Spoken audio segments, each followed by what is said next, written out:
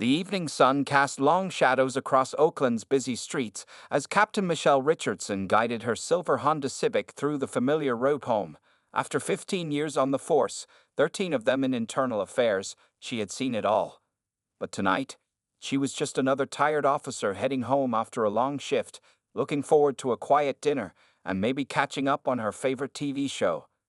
Michelle was dressed in regular clothes, a neat blue blouse and black pants. Her police badge and ID were tucked away in her purse on the passenger seat. Being a black woman in charge of investigating other police officers wasn't easy, but Michelle had earned every step of her rise to captain through hard work and dedication. The traffic light turned green, and Michelle made a careful right turn onto Cedar Street. She always followed traffic rules strictly. It was just who she was, both on and off duty. The sound of her favorite jazz station played softly in the background as she thought about the cases waiting on her desk tomorrow. Suddenly, red and blue lights flashed in her rearview mirror. Mitchell checked her speedometer. She had been going exactly the speed limit. She went over her recent turns in her mind, knowing she had signaled properly each time. With 15 years of experience, she knew there was no valid reason for this stop. Following standard procedure, Michelle put on her turn signal and pulled over to the right, positioning her car safely away from traffic. She kept her hands visible on the steering wheel at 10 and 2 o'clock, just as she had taught countless rookie officers to instruct civilians to do. In her mirror, she watched a white officer step out of his patrol car. Even from this distance, his body language sent up red flags to her trained eye. He was walking too stiffly, his hand hovering near his weapon, signs she recognized from years of reviewing body camera footage of problematic officers. The name on his uniform read Barrett as he approached her window. Officer James Barrett was new to her. She didn't recognize him from any internal affairs investigations. At least not yet. His face was set in a hard expression that didn't match the routine nature of a simple traffic stop. License and registration, Barrett barked before he had even fully reached her window. No greeting, no explanation for the stop, another red flag. "Good evening, officer," Michelle replied calmly, keeping her hands visible. "May I ask why you pulled me over?" Barrett's face tightened. "I said license and registration. Now." Michelle kept her voice steady, though her heart was beginning to beat faster. Not from fear, she had handled too many tense situations for that, but from a growing anger she carefully kept in check. "Officer Barrett, I understand you want to see my documents, but I have a right to know why I'm being stopped." She saw his jaw clench at her use of his name. His hand moved closer to his weapon. "You made an illegal turn back there. Stop asking questions and show me your license, or we're going to have a problem." Michelle knew with absolute certainty she hadn't made any illegal turns. She also knew, both from personal experience and professional expertise, exactly what was happening here. She was being profiled. A black woman in a nice car, driving through a predominantly white neighborhood. "I'm going to reach for my purse on the passenger seat to get my license," she said clearly, narrating her movements just as she taught other officers to let civilians do. "I'm moving slowly and keeping my other hand visible." Barrett's response was to take an aggressive stance, his hand now fully resting on his weapon. "Just hurry up," he snapped, watching her with suspicious eyes that made his prejudices clear. As Michelle carefully reached for her purse, she was already mentally documenting every detail of this encounter. The time, the location, Barrett's badge number, his aggressive stance, his failure to properly explain the stop, all of it would be important later. Because while Officer James Barrett thought he was dealing with just another civilian he could intimidate, he had no idea he was actually harassing a police captain who specialized in investigating police misconduct. What happened in the next few minutes would change not only Barrett's career, but would send ripples through the entire Oakland Police Department. But for now, Michelle kept her face neutral as she reached for her license, knowing that the wrong move, even from a police captain, could turn this situation deadly in seconds. Officer Barrett snatched Michelle's license from her hand without even a word of acknowledgement. His flashlight beam moved roughly across her face, then back to her license photo. Mitchell noticed how his lips curled slightly as he read her information, though her occupation wasn't listed on her regular driver's license. "Step out of the vehicle," Barrett commanded, his voice hard and cold. "Officer Barrett, I haven't done anything wrong," Michelle replied calmly. "You still haven't explained what illegal turn I supposedly made." Barrett's face turned red with anger. He didn't like being questioned, especially by a black woman. I said, "Get out of the car." His voice rose sharply, and he took a step back, his hand now firmly gripping his weapon. Michelle knew this was a dangerous moment. She had reviewed hundreds of cases where traffic stops like this went terribly wrong. As both a captain and a black woman, she knew exactly how quickly things could turn deadly. She noticed a second patrol car pulling up behind Barrett's vehicle. Backup, he must have called without her noticing. "I'm going to exit the vehicle slowly," Michelle announced clearly, knowing her words were probably being recorded on Barrett's body camera. "I want to state again that I've done nothing wrong, and I'm complying under protest." As she opened her door, Barrett grabbed her arm roughly, yanking her out before she could fully stand up. Mitchell had to catch herself against the car to keep from falling.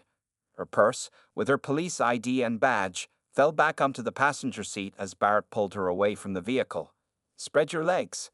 "Hands on the hood," Barrett shouted, kicking her feet apart. The two officers from the second patrol car, both white men, stood back watching, doing nothing to stop their colleagues' aggressive behavior. Michelle could feel the heat of the hood through her blouse as Barrett pushed her forward. She knew every move was crucial now. One wrong reaction could give him an excuse for even worse violence. "Officer, this is completely unnecessary," she said loudly and clearly, making sure the body cameras would pick up her words.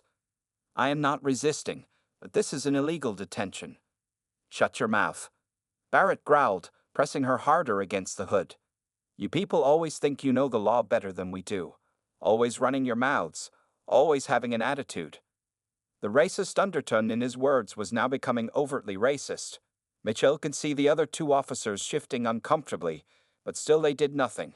This was exactly the kind of police culture she fought against every day in internal affairs, officers refusing to stop their colleagues' misconduct.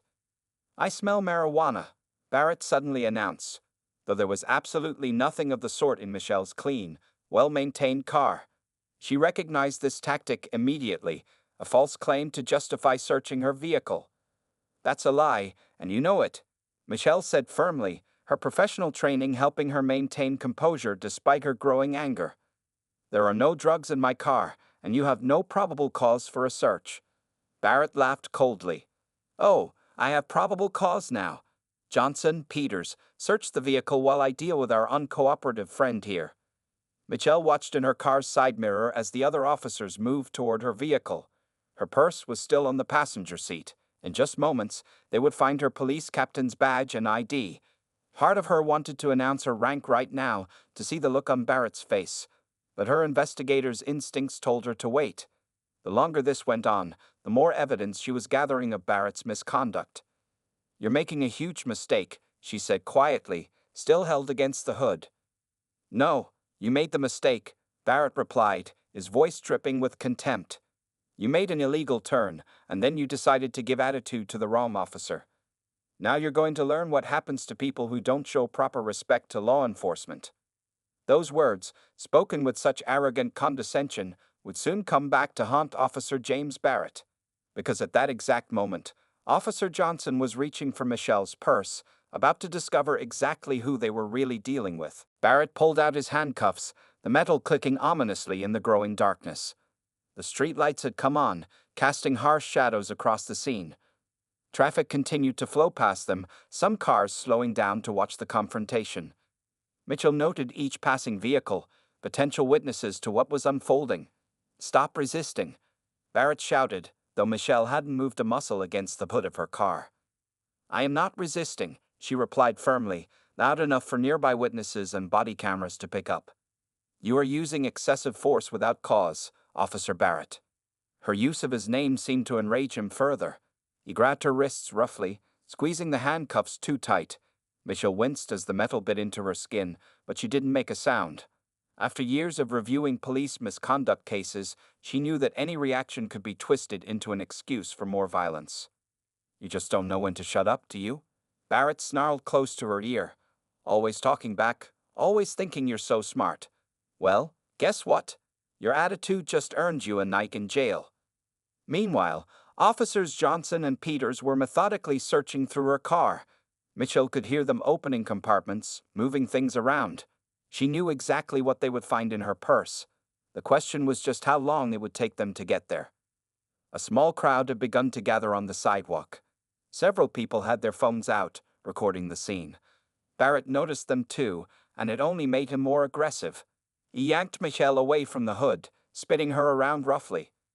"We got a real problem here," he announced loudly, playing to his audience. Miss Attitude here made an illegal turn, refused to comply with simple commands, and now I'm detecting signs of intoxication. Michelle almost laughed at that last lie. She hadn't had a drink in weeks. "That's false, and you know it," she said calmly. "Everything you're saying is false, Officer Barrett, and it's all being recorded." "Oh, you want to add threatening an officer to your charges?" Barrett's face was inches from hers now. His breath smelled of coffee and mint gum, and his eyes were wild with unchecked power. "Because that's what's happening here. You're threatening me."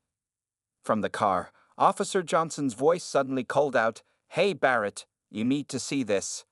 But Barrett was too caught up in his power trip to hear the uncertainty in his colleague's voice. He started pushing Michelle toward his patrol car. "You're going to learn a lesson tonight. We're going to take a little ride downtown, and maybe by morning you'll learn some respect." "Officer Barrett," Michelle said, her voice taking on a different tone now. The tone she used in internal affairs meetings. The tone that made rookie officers shake in their boots. "I strongly suggest you listen to your colleague." Something in her voice made Barrett pause. He looked toward his car, where Officer Johnson was standing with Michelle's purse in his hands. Officer Peters had gone completely pale, staring at something he held. "What?" Barrett snapped, irritated at the interruption of his power play. Johnson held up Michelle's gold badge, the streetlight glinting off its polished surface. She's a captain," he stammered. "Internal Affairs Division." The color drained from Barrett's face so fast it was almost comical. His grip on Michelle's arm went slack. For a moment, nobody moved. The only sound was the passing traffic and the murmur of the watching crowd, who couldn't hear what had just been revealed, but could tell something dramatic had happened.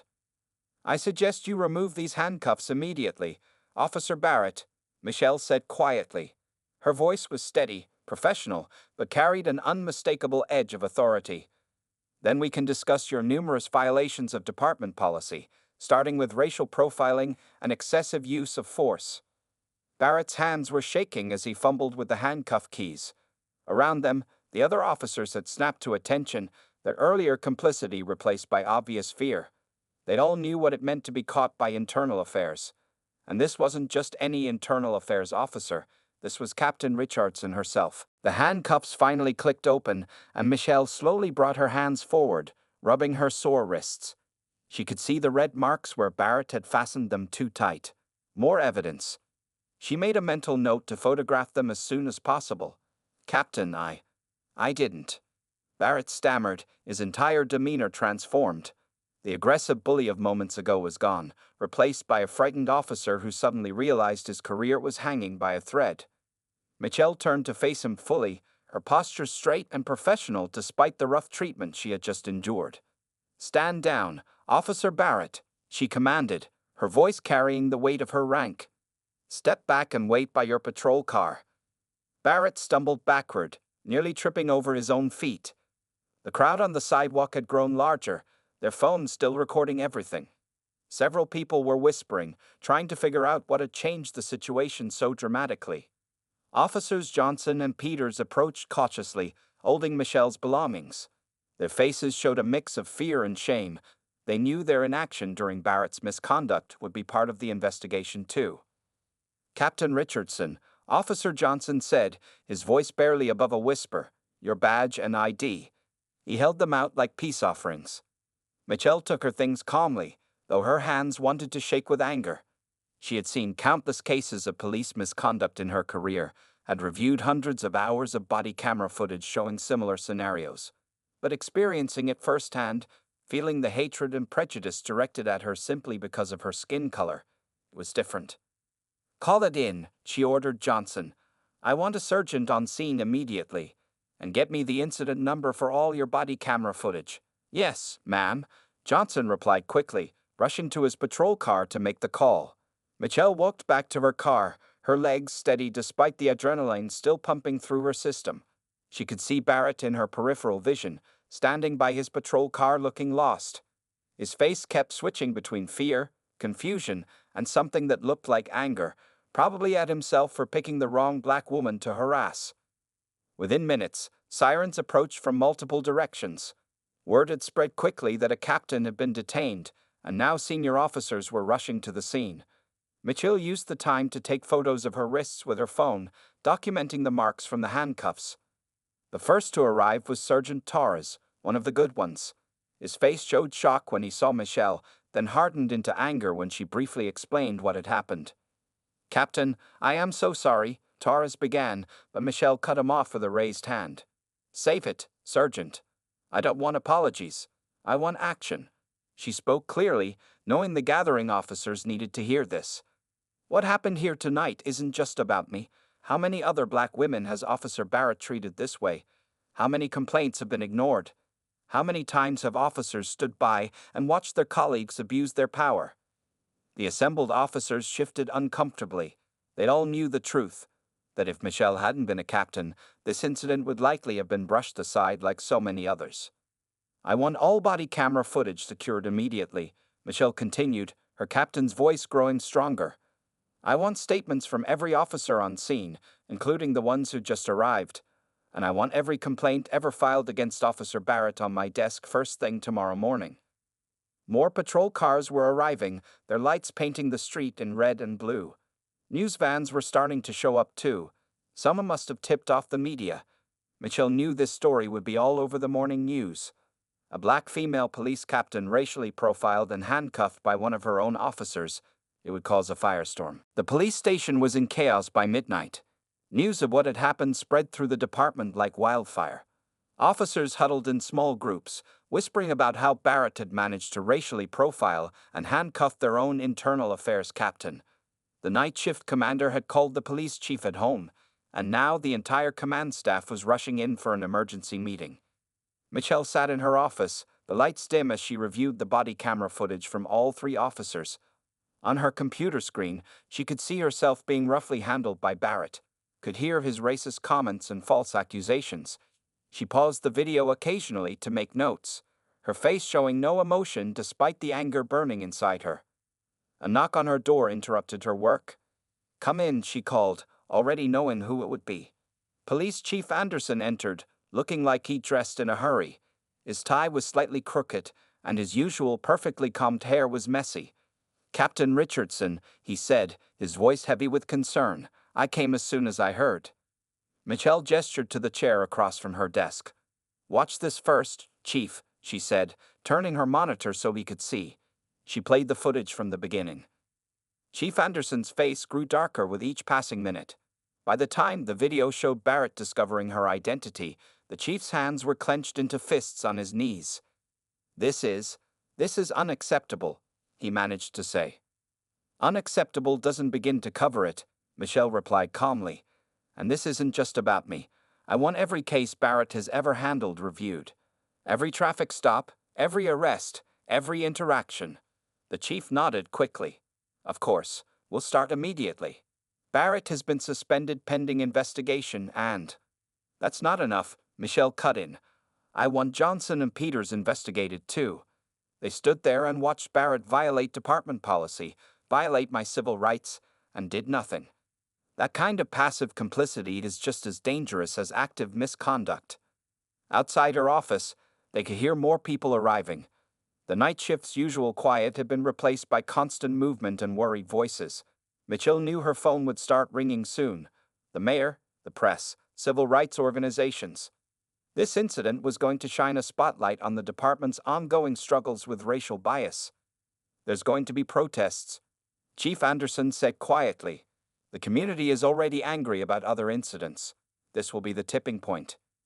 Michelle leaned back in her chair, finally allowing herself to feel the ache in her wrists where the handcuffs had been too tight.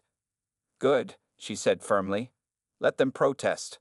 Let them demand change, because change is exactly what's going to happen after this." She stood up and walked to her window, looking down at the growing number of news vans gathering in the parking lot. "I've spent years trying to change things from the inside, Chief. writing reports, conducting investigations, recommending policy changes. But maybe this needed to happen. Maybe the department needed to see one of their own treated this way to finally understand. The chief joined her at the window, his reflection in the glass showing his worried expression. "What do you need from me, Captain?" Michelle turned to face him. "I need you to stop protecting bad officers. I need you to support real consequences for misconduct. And I need you to understand that what happened to me tonight happens to black women across this city every day. The only difference is they don't have a captain's badge to protect them." More knocks came at her door, other command staff members arriving for the emergency meeting. Michelle straightened her blouse, checked her appearance in the window's reflection. She was no longer the victim of Barrett's racism. She was Captain Richardson of Internal Affairs, and she was about to use this incident to force real change in her department. The next morning, Michelle's office looked like a war room. Every surface was covered with files, reports, and documents. 3 laptops displayed different angles of body camera footage from the incident. On the wall, a large whiteboard listed names and dates. Every complaint ever filed against Officer Barrett. "Captain, you need to see this," said Detective Sarah Chen, one of Michelle's most trusted investigators. She placed a thick folder on the desk. "We found a pattern in Barrett's traffic stops. Over the past year, 85% of the drivers he pulled over were people of color. Of those, 70% were black women." Michelle wasn't surprised, but seeing the numbers still made her stomach turn. She opened the folder and started reading. Each page told a similar story: unnecessary stops, aggressive behavior, excessive force. Most complaints had been dismissed or buried. How many of these cases resulted in disciplinary action? Michelle asked, though she already knew the answer. "None," Sarah replied, shaking her head. His previous surgeon kept marking the complaints as unfounded or lack of evidence. But we found something else. She pulled out her tablet and played a video. This is from 2 months ago. Another traffic stop, another black woman. Watch how similar it is to your incident. The video showed Barrett using almost identical tactics: the aggressive approach, the false accusations, the unnecessary force. But this woman hadn't been a police captain. She had been a kindergarten teacher, and the incident had left her traumatized. "Find her," Michelle ordered. "I want to talk to her personally. Find every person who filed a complaint against Barrett. They deserve to know their voices are finally being heard." Throughout the day, more evidence poured in. Officers who had witnessed Barrett's misconduct over the years finally came forward, their silence broken by Michelle's incident. Some admitted they had wanted to report him before but feared retaliation. At noon, Michelle called Officers Johnson and Peters into her office. Both men looked nervous, unable to meet her eyes. "Sit down," she commanded. They sat. "I've reviewed your body camera footage multiple times. You stood there and watched Barrett violate department policy. You did nothing to stop him. Explain yourselves." Johnson spoke first, his voice shaky. We knew it was wrong, Captain, but Barrett has friends in high places. Officers who report other officers get labeled as traitors. They get bad assignments, no backup when they need it. So you chose to protect your careers instead of protecting citizens," Michelle said coldly. "That ends now. Both of you are suspended pending a full investigation. But you have a choice. You can cooperate fully. Tell us everything you know about Barrett and any other officers involved in misconduct, or you can start looking for new careers." By late afternoon, Internal Affairs had collected enough evidence to build an airtight case. Barrett's record showed years of systematic racism and abuse of power. The investigation had also uncovered a network of senior officers who had helped cover up complaints against him and other problematic officers. Michelle stood in front of the evidence wall, studying the photos and documents. Her wrists still showed faint marks from the handcuffs, a reminder of how personal this case was. But she couldn't let personal feelings drive the investigation. This had to be handled by the book, every detail documented, every procedure followed perfectly. Her phone buzzed. Another message from the police chief. The mayor wanted an update. The press was demanding answers. Civil rights groups were planning a march. But Michelle knew rushing the investigation would only give Barrett's supporters a chance to challenge the findings. "Keep digging," she told her team. "I want every case reopened, every complaint re-examined. Barrett isn't just one bad officer. He's a symptom of a deeper problem. and we're going to expose all of it. The press conference room was packed with reporters, their cameras and microphones pointed at the podium. Police Chief Anderson stood nervously adjusting his tie, reviewing his notes one last time. Behind him, a large screen displayed photos and statistics from the investigation. Captain Michelle Richardson sat in the front row, her face calm but determined. "Good morning," the chief began, his voice echoing through the speakers. "1 week ago, an incident occurred that exposed serious problems within our department. One of our own officers racially profiled and assaulted Captain Michelle Richardson of Internal Affairs during a traffic stop." Camera flashes filled the room. Reporters leaned forward, recording devices stretched out to catch every word.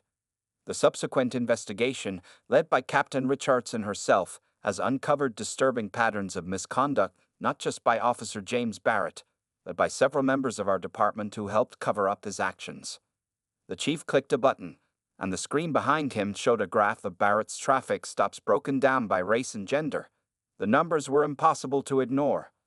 Over the past year, Officer Barrett conducted 427 traffic stops.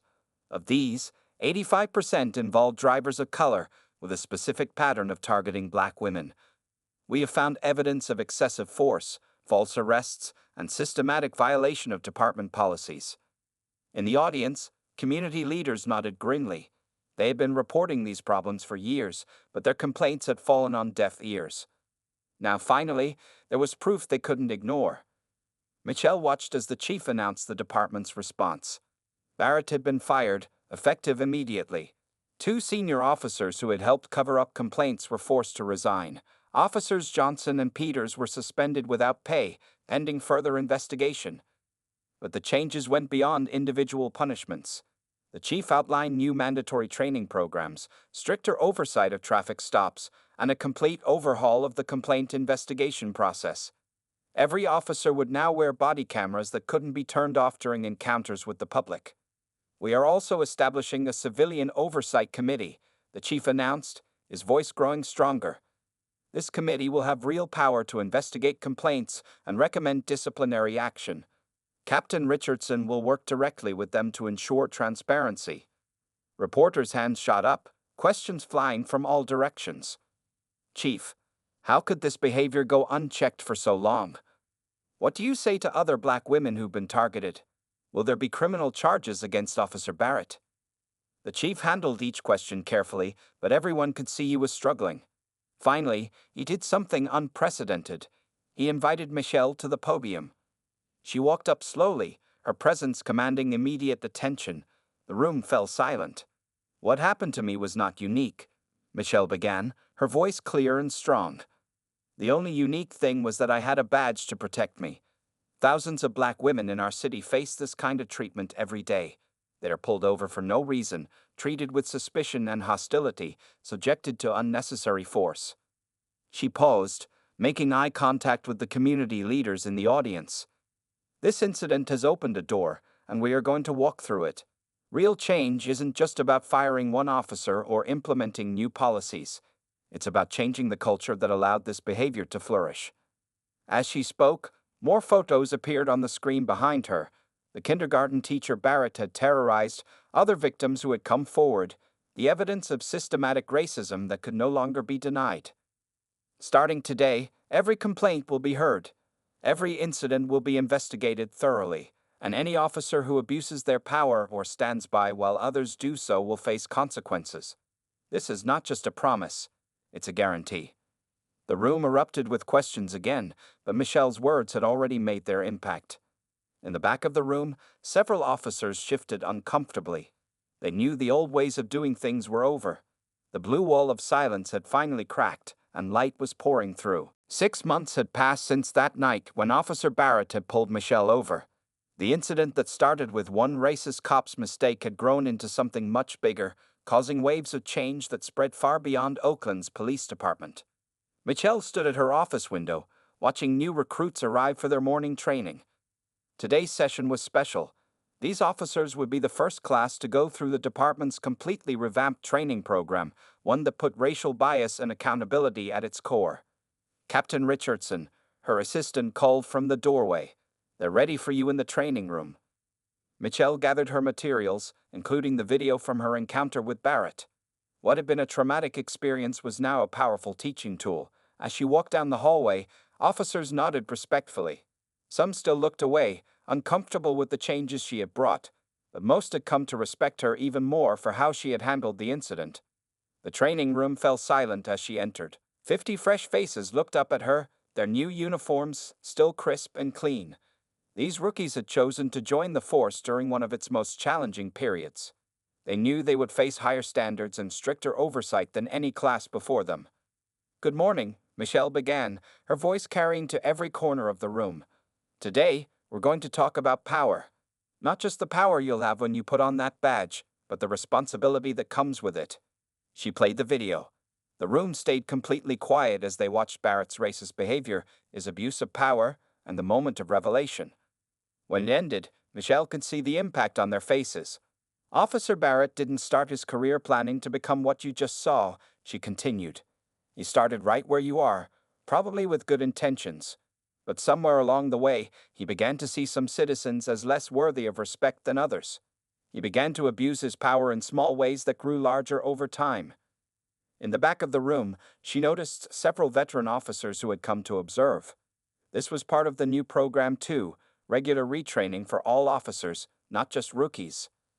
"Thanks to what happened that night, our department has made real changes," Michelle explained. "Every traffic stop is now reviewed for potential bias. Body cameras can't be turned off during encounters. The Civilian Oversight Committee has real power to investigate complaints." She walked among the recruits as she spoke. "But the biggest change has to come from within each of you. You have to be willing to step in when you see something wrong. You have to be brave enough to report misconduct, even if it means going against your fellow officers." The results were already showing. In the 6 months since the incident, civilian complaints had dropped by 40%. When complaints did come in, they were investigated thoroughly and fairly. Officers who had once stayed silent about misconduct were now speaking up. Barrett himself had tried to fight his firing, but the evidence was too strong. He now faced criminal charges, along with civil lawsuits from several of his previous victims. The officers who had covered for him were gone too, replaced by people committed to real change. "Your training will be harder than any class before you," Michelle told the recruits. "We'll put you in difficult situations, make you confront your own biases, force you to make tough decisions, because the community deserves officers who will protect and serve everyone equally."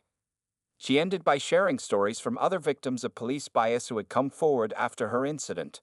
The kindergarten teacher, a church deacon, a nurse, regular people who had faced the same treatment she had, but without a captain's badge to protect them.